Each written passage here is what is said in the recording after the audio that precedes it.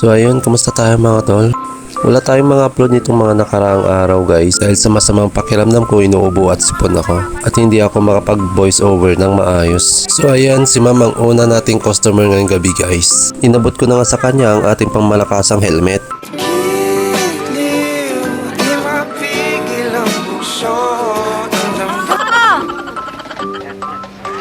At bumiyahe na nga kami mga tol mula Lower Bicutan Taguig hanggang Signal Taguig.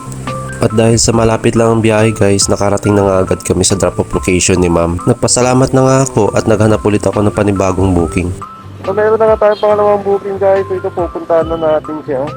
At napamura nga ako dito guys kasi hindi ko napansin nag-cancel pala yung customer. Awit talaga mga tol. At di rin katagalan ay napasukan na ulit tayo ng panibagong booking. Lexi ma'am. Sana all. Sinuot ko na nga sa kanya ang ating mabangong helmet. Ngunit paano nga ba ang pag-ibig mo? Pagkatapos ko suotan ng helmet si ma'am ay bumiyahe na nga kami. Mula Signal Taguig hanggang Wawa Taguig. At dahil mabilis lang yung biyahe guys, na-drop ko na nga si ma'am. Hindi ko na pala na-videohan kasi lobat na pala yung action cam ko guys. Move forward tayo guys, meron na pala akong kasunod na booking ulit. So hindi rin malayo dun sa pinagdrapan ko kay ma'am at napasukan ulit tayo.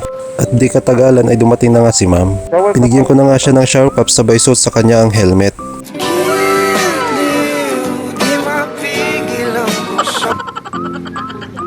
So ang biyahe pala namin ni ma'am ay mula Wawa Taguig hanggang Makinli Taguig lang. Meanwhile, Nakarating na nga agad kami sa drop off location ni ma'am. Tinulungan ko na nga sa pagtanggal ng helmet. Damn all these beautiful. Dalawang beses na yan! Nagabot na nga ng bayad at nagpasalamat na rin kay ma'am. Another successful booking na naman guys. May kasunod na nga agad tayong booking guys. So ito pipick upin na natin siya. Nakarating na nga ako sa may pick up location at ito tinatawagan ko na si customer. Binigyan ko na nga siya ng shower cap sabay suot sa kanya ang ating pangmalakasang helmet.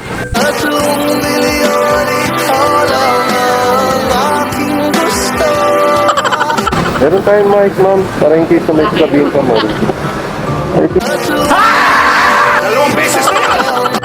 So ayun guys, bumiyahe na nga kami ni ma'am mula Bayani Road Taguig hanggang Lower Bicutan Taguig.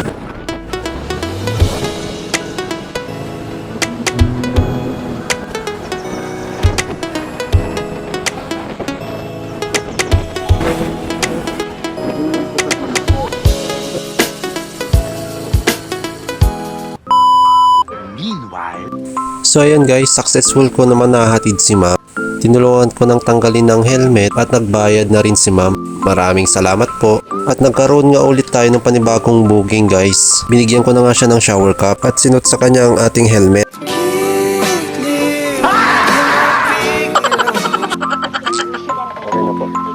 So ayun guys, na-pick up ko na nga si ma'am at bumiyahe na nga kami mula Lower Bicutan Taguig to BGC.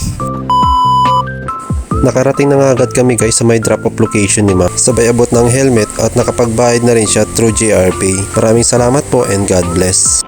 After 30 minutes guys, napasukan na ulit tayo ng panibagong booking. Inabot ko na nga sa kanya guys yung ating helmet. Siya na pala guys yung nagsuot ng helmet dito kasi sabi niya kaya naman na daw niya.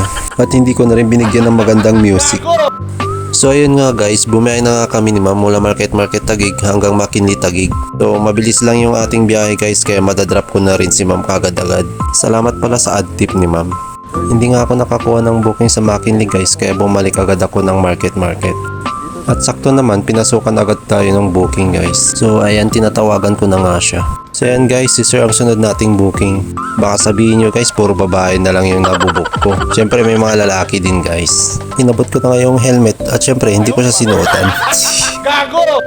At bumiyahe na nga kami guys mula Market Taguig hanggang Pasig. meanwhile, At di katagalan nga guys ay dumating na nga kami sa may drop off location ni sir. Inabot na nga sa akin yung helmet pati ang bayad. Maraming salamat po.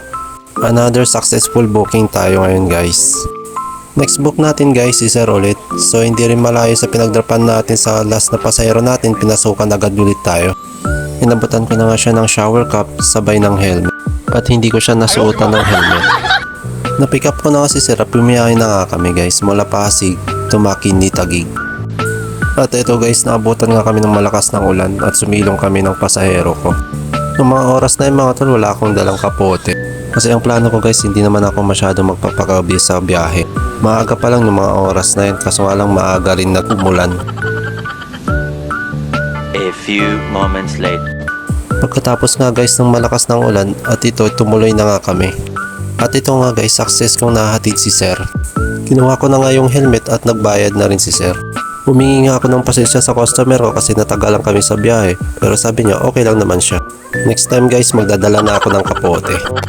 So ayun guys, maraming salamat sa panonood. Hanggang dito na ang aking video. Kung hindi ka pa nakapag-subscribe guys, baka naman. Ride safe and keep safe sa ating lahat.